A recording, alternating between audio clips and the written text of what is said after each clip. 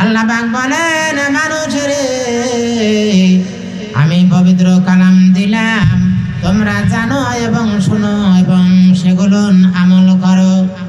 মানুষ, আমি সংবাদ পাঠিয়ে দিলাম, আমি বলে দিলাম, তোমরা যদি দুনিয়ার বুকে কোনো অসৎ আচরণ খারাপ ব্যবহার করো, আমার হুকুম আকাম যদি তোমরা না মানো, তাহলে তোমাদের মৃত্যু হবে, কঠিন মৃত্যু হবে। আমি রব্বুল আলামিন কোরআনের মধ্যে ঘোষণা করে দিলাম। আল্লাহ রাব্বুল আলামিন তার পবিত্র কালামের মধ্যে বলেন, কাইফা তাকফুরুনা বিল্লাহি ওয়া কুনতুম আমওয়াতান ফাহইয়াকুম সুম্মা ইউমীতুকুম সুম্মা ইউহয়িকুম সুম্মা ইলাইহি তুরজাউন। মৃত্যুর সংবাদ হযরত আয়েশা সিদ্দিকা রাদিয়াল্লাহু তাআলা আনহা একদিন ঘরের মধ্যে বসে আছেন। ইতিমধ্যে হুজুর আকরাম সাল্লাল্লাহু আলাইহি সাল্লাম সেখানে আসলেন। পূর্বের ন্যায় হযরত আয়েশা সিদ্দিকা রাদিয়াল্লাহু তাআলা আনহা দাঁড়িয়ে গেলেন। দাঁড়ানোর পর রাসূল করিম সাল্লাল্লাহু আলাইহি সাল্লাম সেখানে শুয়ে পড়লেন। শোয়ার পর রাসূলের এবার তন্দ্রা এসে গেল, ঘুমের ভাব হয়ে গেল। এবার আয়েশা সিদ্দিকা রাদিয়াল্লাহু তাআলা আনহা এবার রাসূল করিম সাল্লাল্লাহু আলাইহি সাল্লামের দাড়িগুলো হাসতাইতেছিলেন। দাড়িগুলো গুনতে শুরু করলেন। দেখলেন কিছু পাকা দাড়ি দেখা যায়। পাকা দাড়িগুলো গুনতে শুরু করলেন। এরকম ভাবে গুনতে গুনতে দেখলেন রাসূলের 19টি দাড়ি পেকে গেছে। লা ইলাহা ইল্লাল্লাহ, লা ইলাহা ইল্লাল্লাহ। বিসমিল্লাহির রহমানির রহিম। আর রহমানু আল্লামাল কুরআন, খালাকাল ইনসানা আল্লামাহুল বায়ান। الشمس والقمر بحسبان والنجم والشجر يسجدان والسماء رفعها ووضع الميزان ألا تطغوا في الميزان وأقيموا الوزن بالقسط ولا تخسروا الميزان والأرض وضعها للأنام فيها فاكهة والنخل ذات الأكمام والحب ذو العصف والريحان فبأي آلاء ربكما تكذبان خلق الإنسان من صلصال كالفخار وخلق الجن من مارج من نار فبأي آلاء ربكما تكذبان رب المشرقين ورب المغربين فبأي آلاء ربكما تكذبان। আল্লাহ পাক পবিত্র কালামের মধ্যে বলেন, বিসমিল্লাহির রহমানির রহিম। আর রহমান অর্থাৎ পরম করুণাময় আল্লাহ রব্বুল আলামিন। আল্লাহ পাকের করুণা, তার দয়া, তার অনুগ্রহ সমগ্র পৃথিবীর মধ্যে ছড়িয়ে আছে। আল্লাহ পাকের যে নাম, সেই নামের যে এত মহাগুণ আমরা দুনিয়ার মধ্যে দেখি। মানুষে একটা উপকার করতে যদি চায়, তাহলে সে একটা গ্রামে অথবা একটা ইউনিয়নে অথবা একটা জেলার মধ্যে অথবা একটা রাষ্ট্রের মধ্যে সে তার যে অনুদান সে দিতে পারে, কিন্তু সমগ্র পৃথিবীর মধ্যে তার অনুদান দেওয়া মোটেই সম্ভব নয়। আল্লাহ পাক আমাদেরকে যে নিয়ামত দান করেছেন আমরা ভোগ করতেছি, কিন্তু আমরা সঠিক সুন্দর সুশৃঙ্খল জ্ঞানে আমরা সেগুলো তল্লাশি দিচ্ছি না, চিন্তাও করতেছি না, আমরা সেগুলো ভোগ করতেছি। আমরা দুনিয়ার মধ্যে একটু ভালো খাবার খেতে হলে পরিশ্রম করতে হয়, অর্থ যোগাইতে হয়, টাকা পয়সা যোগাইতে হয়, তারপরে হয়তো তরু তরকারি, মাছ টাছ অথবা ভালো খাবার তৈরি করি। কিন্তু আল্লাহ পাক এত যে বিশাল নিয়ামত দিয়েছেন, সেই নিয়ামতের কথা আমরা যদি ভাবতাম তাহলে আমরা কোনো কর্মেই, রোজা, নামাজ, হজ, যাকাত, ভালো মন্দ আমরা সব যাচাই ফাঁচাই করে আমরা করতাম। কিন্তু আমরা এই সম্বন্ধে আমাদের জ্ঞান অর্জন হয় নাই, আমরা অর্জন করতে পারি নাই। তাই বলে আমরা অবহেলিতভাবে আমাদের জীবনকে চালাইতেছি।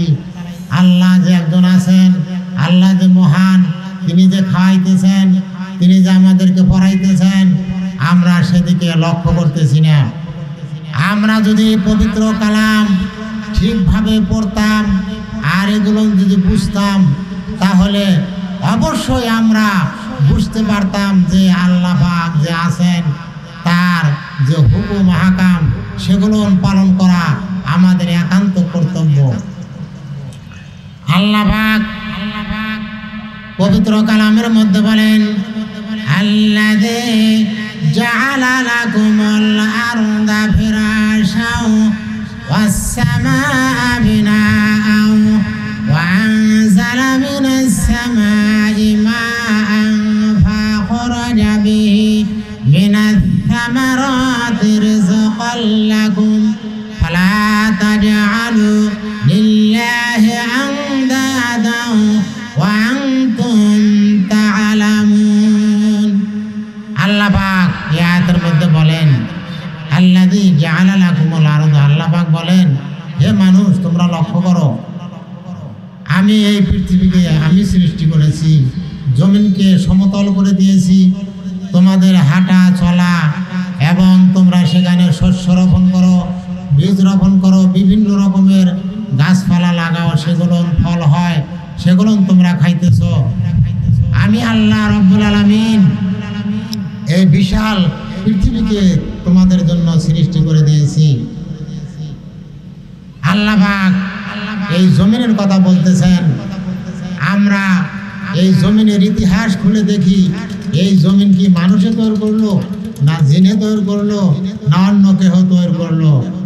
আল্লাহ পাক তিনি বলেন, আমি বললাম তোমরা পৃথিবী খুঁজে দেখো, এটা তৈরি করার পিছনে কে রয়েছে। তাই আল্লাহ পাক বলেন, আল্লাযী জাআলা লাকুমুল আরদা ফিরাশাও ওয়াস সামাআ বিনাআও ওয়া আনজালা মিনাস সামাই মাআন ফাখরাজা বিহি। আল্লাহ পাক বলেন,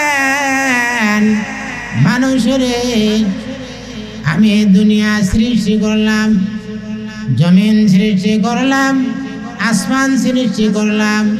আমি রব্বুল আলামিন তোমাদেরকে বসবাস করার জন্য উপযোগী করে দিয়েছি। আল্লাহ পাক বলেন, আল্লাযী জাআলা লাকুমুল আরদা ফিরাশাও ওয়াস সামাআ বিনাআও ওয়া আনজালা মিনাস সামাই মাআন। আল্লাহ পাক বলেন, আমি আসমান তৈরি করেছি, বিশালময় আসমান। এই আসমানকে খুঁটি ছাড়া আল্লাহ পাক তৈরি করেছেন। আল্লাহ পাক বলেন, এই আসমান থেকে আমি মুষলধারে বৃষ্টি বর্ষণ করে থাকি। যখন জমিনের মধ্যে রসালো কোনো পদার্থ থাকে না, জমিন ফেটে চৌচির হয়ে যায়, তখন আল্লাহ পাক বলেন যে হে মানুষ, আমি তোমাদেরকে বৃষ্টি দান করলাম। এই বৃষ্টি দ্বারা জমিন উর্বর হয়, জমিন শক্তিশালী হয়, সেখানে বীজ বপন করলে বীজ অঙ্কুরিত হয়, গজিয়ে ওঠে।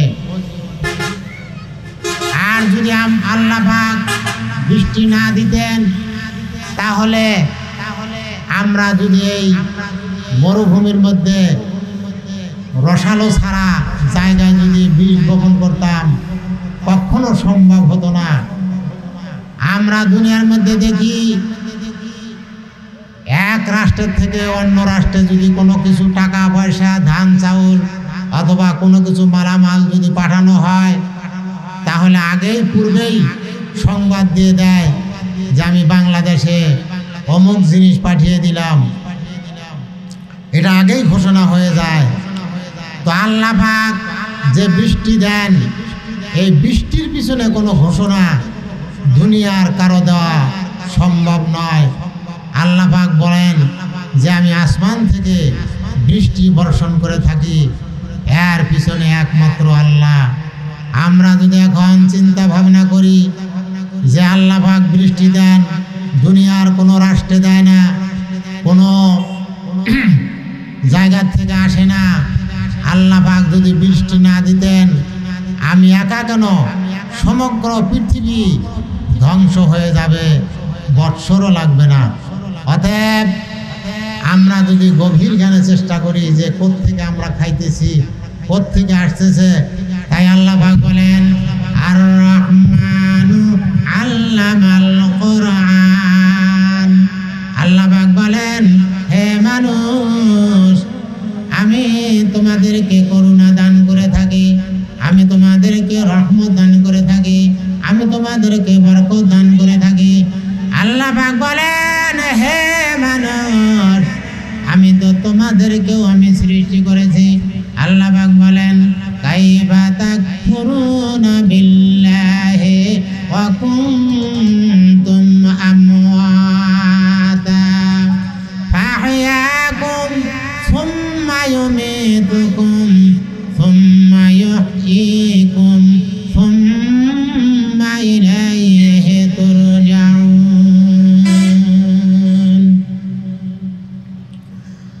আল্লাহ পাক বলেন মানুষেরে, তোমরা তো এই দুনিয়ার মধ্যে ছিলে না, তোমরা মৃত্যু অবস্থায় ছিলে, আমি তোমাদেরকে তৈরি করেছি। কাইফা তাকফুরুনা বিল্লাহি ওয়া কুনতুম আমওয়াতান ফাহইয়াকুম সুম্মা ইউমীতুকুম সুম্মা ইউহয়িকুম সুম্মা ইলাইহি তুরজাউন। আল্লাহ পাক বলেন তোমরা আমার কেমন করে কুফরি করো, তোমরা আমার কেমন করে নাশুকরি করো।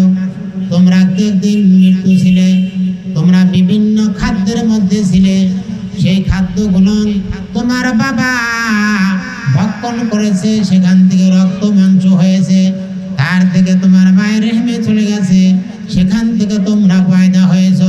আল্লাহ পাক বলেন কি করে তোমরা আমার নাশুকরি করো, কি করে আমার তোমরা আমার কুফরি করো। আল্লাহ পাক বলেন হে মানুষ, আমি সংবাদ দিয়ে দিলাম কাইফা তাকফুরুনা বিল্লাহি ওয়া কুনতুম আমওয়াতান ফাহইয়াকুম সুম্মা ইউমীতুকুম সুম্মা ইউহয়িকুম সুম্মা ইলাইহি তুরজাউন। আল্লাহ পাক বলেন হে মানুষ, একদিন তোমাদেরকে দুনিয়া ছেড়ে যেতে হবে। আমি মৃত্যুকে সৃষ্টি করে রেখেছি, এই মৃত্যু তোমাদেরকে যেদিন পার করবে সেদিন তোমাদেরকে দুনিয়া ছেড়ে যেতে হবে। আল্লাহ রাব্বুল আলামিন মৃত্যুকে সৃষ্টি করলেন।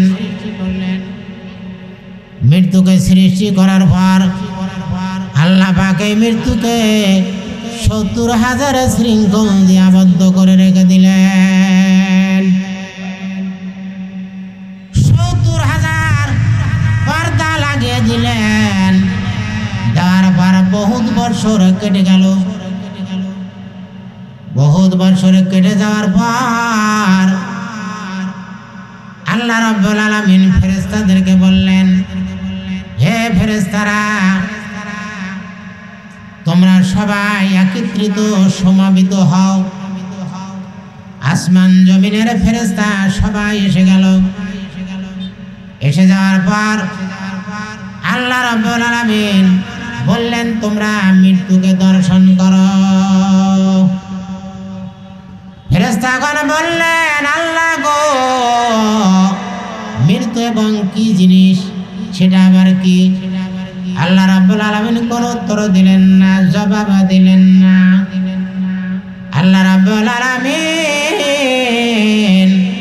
৭০,০০০ পর্দাকে উঠাইয়া দিলেন।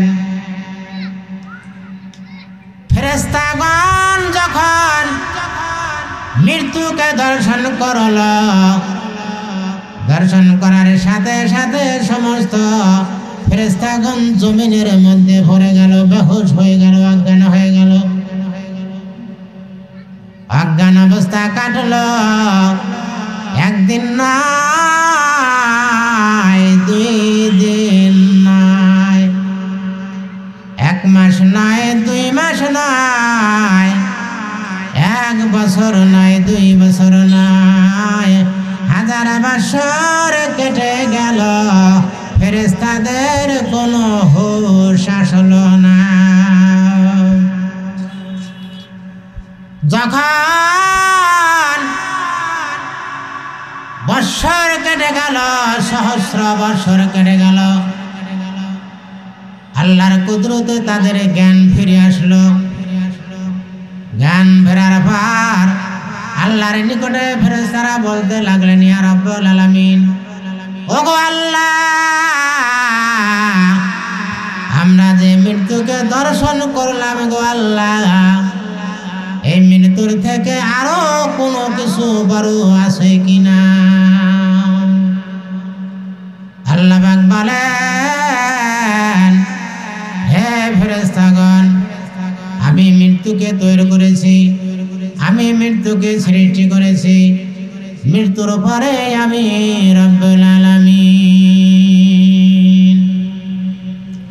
তাই আল্লাহ পাক বলেন, কাইফা তাকফুরুনা বিল্লাহি ওয়া কুনতুম আমওয়াতান ফাহইয়াকুম সুম্মা ইউমীতুকুম সুম্মা ইউহয়িকুম সুম্মা ইলাইহি তুরজাউন। হে মানুষ, ওই মৃত্যু একদিন তোমাদেরকে পাকড়াও করবে। এবার ফেরেশতাগণ আল্লাহর নিকটে বললেন, আল্লাহ গো, আমরা বুঝতে পেরেছি আপনার পরে মৃত্যুকে স্থান আপনি দিয়েছেন। আল্লাহ রাব্বুল আলামিন আজরাইল ফেরেশতাকে বললেন, হে আজরাইল, এই মৃত্যুকে তোমার অধীন করে দিলাম, তুমি এই মৃত্যুকে পরিচালনা করবে। তখন আজরাইল ফেরেশতা একদম নম্র হয়ে গেলেন। তিনি বলতে শুরু করলেন, আল্লাহ গো, এই মৃত্যুকে ধারণ করা, এই মৃত্যুকে বহন করা, এই মৃত্যুকে পরিচালনা করা আমার পক্ষে সম্ভব নয়। আল্লাহ রাব্বুল আলামিন এবার আজরাইল ফেরেশতাকে আল্লাহর কুদরতি শক্তি এবার তার দেহের মধ্যে দিয়ে দিলেন, ঢুকিয়ে দিলেন। আবার জিজ্ঞাসা করলেন, হে আজরাইল, এখন তোমার কেমন লাগতেছে? আজরাইল ফেরেশতা বলে, আল্লাহ গো, তোমার যে কুদরতি শক্তি, তোমার যে ক্ষমতা আল্লাহ, তুমি এখন দিয়েছো, আমার প্রাণ ভরে সাহস হয়ে গেছে, আমার এবারে শক্তি এসে গেছে, মৃত্যুকে তুচ্ছ মনে হচ্ছে। আল্লাহ গো, আমি এবার সেই মৃত্যুকে আমি পরিচালনা করতে পারবো। এবার আজরাইল আলাইহিস সালাম আল্লাহর কাছে দরখাস্ত করলেন, আল্লাহ গো, আমার অন্তরের স্বাদ জেগেছে, আমি মৃত্যুকে পরিচালনা করতে পারবো, অতএব আমার একটা আরজি, আমার একটা দরখাস্ত, আল্লাহ, আমি পৃথিবী এবং আকাশের মাঝামাঝি গিয়ে আমি আমার ঘোষণা দেব, আমার শক্তি সম্বন্ধে আমি ঘোষণা দেব। আল্লাহ রাব্বুল আলামিন তার দরখাস্ত পূরণ করলেন। তার গর্ভস্থবার গ্রহণ করলেন। এবার আজরাইল আলাইহিস সালাম দুনিয়া এবং আসমানের মাঝামাঝি গিয়ে ঘোষণা দিতে শুরু করলেন, হে আকাশবাসী, হে জমিনবাসী, আমি তোমাদেরকে একদিন না একদিন আমি পাকড়াও করব, আমার হাতে তোমাদের ধরা পড়তে হবে। হুঁশিয়ার হুঁশিয়ার, আল্লাহ রাব্বুল আলামিন দুনিয়ার মধ্যে যে বিধান দিয়েছে সেই বিধান যদি তোমরা সঠিকভাবে পালন করো তাহলে সুন্দর আচরণ আমার কাছে পাবে। আর যদি তোমরা সুন্দরভাবে আল্লাহ রাব্বুল আলামিনের হুকুম যদি তোমরা পালন না করো তাহলে আমার দ্বারা তোমরা দুঃখিত হবে। শুধু দুঃখিতই নয়, তোমরা কষ্ট পাবে। তোমরা আল্লাহ পাকের নিকটে আহাজারি করতে থাকবে। অতএব তোমরা আমার ঘোষণা শুনে তোমরা সংশোধন হয়ে যেও। যদি আমার ভালো আচরণ পেতে চাও তাহলে তোমরা আল্লাহ পাক যে পবিত্র কালাম দিয়েছেন, রাসূলের হাদিস দিবেন, সেগুলো তোমরা মেনে মেনে চলবে, তাহলে তোমরা আমার আচরণ ভালো পাবে। আল্লাহ রাব্বুল আলামিন যখন পরহেজগার দিনদার মুত্তাকিনদের জান বের করার জন্য আজরাইল আলাইহিস সালাম আসেন, তখন সুন্দর পোশাক পরে আসেন, নম্র ভাব নিয়ে আসেন, সেই ব্যক্তির নিকটে আসেন। আসার পর এবার সেই ব্যক্তি বলে, তুমি কে? সে বলে, আমি তোমাকে আল্লাহর সঙ্গে মিলিত করে দেওয়ার জন্য আমি এসেছি। সম্মুখে কালেমা তৈয়বা তার সম্মুখে ধরার সঙ্গে সঙ্গে তার দেহের থেকে তার জান বের হয়ে আসে। আর যদি সে ব্যক্তি যদি জাহেল হয়, কাফের হয়, মুশরিক হয়, তাহলে সেই ফেরেশতা এমন আকৃতি ধারণ করে, হুজুর আকরাম সাল্লাল্লাহু আলাইহি সাল্লাম সেই ফেরেশতার আকৃতি সম্বন্ধে তিনি ঘোষণা দিয়েছেন। সে যখন কাফের মুশরিকদের জান বের করার জন্য দুনিয়াতে আসে, তিনি বর্ণনা দিয়েছেন তার মাথার উপর যদি নদী, নালা, খাল, বিল, সাগর, মহাসাগরের পানি যদি ঢেলে দেওয়া হয় তাহলে তার হাঁটু পর্যন্ত সেই পানি বুঝবে না। এত বিরাট আকৃতি ধারণ করে থাকে। সেই মমর্য ব্যক্তির নিকটে আসে। আসার পর তখন বলে, তোমার এখন কেমন লাগতেছে? সেই মমর্য ব্যক্তি বলে, ও ভাই, দুনিয়া আমাকে ধোঁকা দিয়েছে। দুনিয়ার মোহ করে বিভিন্ন রকমের অসৎ উশৃঙ্খল কাজ করেছি। আজ আমার নিকটে মনে হচ্ছে আমার নিজের প্রাণ আমি নিজেই বের করে দেই। তখন ফেরেশতা বলে, আমি তোমাকে চিরবিদায় করার জন্য এসেছি। তখন সেই ব্যক্তি এপাশে ঘুরে এপাশে ঘুরতে থাকে। বিভিন্ন রকমের চেহারার মধ্যে আকৃতি এবার ভেসে ওঠে। এবার সেই ফেরেশতা তার মুখ দিয়ে হাত ঢুকিয়ে দেয়। ঢুকানোর পর সেই ফেরেশতা তার রগগুলো আস্তে আস্তে করে পটপট করে ছিঁড়তে থাকে। আর পায়ের তলা থেকে মৃত্যুর নিশানা শুরু হয়ে যায়, অবশ হয়ে যায়, ঠান্ডা হয়ে যায়। আস্তে আস্তে রগগুলো ছিঁড়তে ছিঁড়তে দুনিয়া থেকে বিদায় করে নিয়ে যায়। এরকম ভাবে আল্লাহর আদেশে আল্লাহ পাক বলেন, পবিত্র কালামের মধ্যে বলেন, ওয়ান্নাজিআতি গারকা ওয়ান্নাশিতাতি নাশতা। আল্লাহ পাক বলেন, মানুষের আমি পবিত্র কালাম দিলাম, তোমরা জানো এবং শোনো এবং সেগুলো আমল করো। মানুষ, আমি সংবাদ পাঠিয়ে দিলাম, আমি বলে দিলাম, তোমরা যদি দুনিয়ার বুকে কোনো অসৎ আচরণ করো এবং খারাপ ব্যবহার করো, আমার হুকুম আকাম যদি তোমরা না মানো, তাহলে তোমাদের মৃত্যু হবে, কঠিন মৃত্যু হবে। আমি রব্বুল আলামিন কোরআনের মধ্যে ঘোষণা করে দিলাম। আল্লাহ রাব্বুল আলামিন তার পবিত্র কালামের মধ্যে বলেন, কাইফা তাকফুরুনা বিল্লাহি ওয়া কুনতুম আমওয়াতান ফাহইয়াকুম সুম্মা ইউমীতুকুম সুম্মা ইউহয়িকুম সুম্মা ইলাইহি তুরজাউন। মৃত্যুর সংবাদ হযরত আয়েশা সিদ্দিকা রাদিয়াল্লাহু তাআলা আনহা একদিন ঘরের মধ্যে বসে আছেন। ইতিমধ্যে হুজুর আকরাম সাল্লাল্লাহু আলাইহি সাল্লাম সেখানে আসলেন। পূর্বের ন্যায় হযরত আয়েশা সিদ্দিকা রাদিয়াল্লাহু তাআলা আনহা দাঁড়িয়ে গেলেন। দাঁড়ানোর পর রাসূল করিম সাল্লাল্লাহু আলাইহি সাল্লাম সেখানে শুয়ে পড়লেন। শোয়ার পর রাসূলের এবার তন্দ্রা এসে গেল, ঘুমের ভাব হয়ে গেল। এবার আয়েশা সিদ্দিকা রাদিয়াল্লাহু তাআলা আনহা এবার রাসূল করিম সাল্লাল্লাহু আলাইহি সাল্লামের দাড়িগুলো হাসতাইতেছিলেন। দাড়িগুলো গুনতে শুরু করলেন। দেখলেন কিছু পাকা দাড়ি দেখা যায়। পাকা দাড়িগুলো গুনতে শুরু করলেন। এরকম ভাবে গুনতে গুনতে দেখলেন রাসূলের 19টি দাড়ি পেকে গেছে।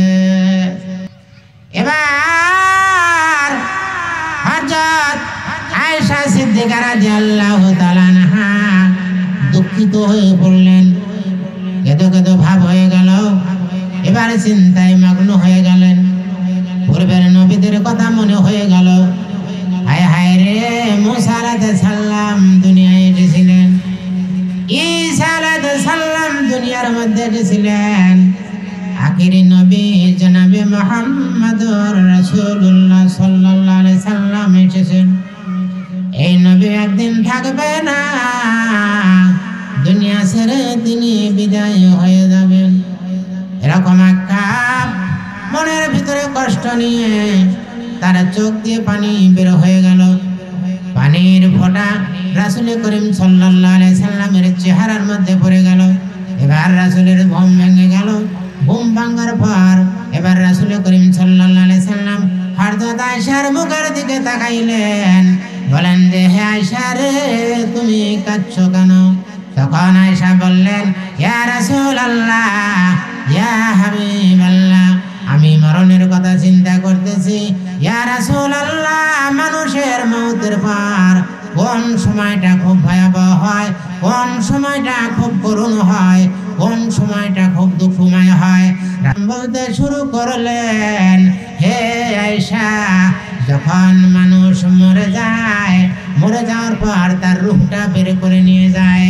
দেহটা বের করে নিয়ে যাওয়ার পর ফেরেশতাগণ আসমানে চলে যায়।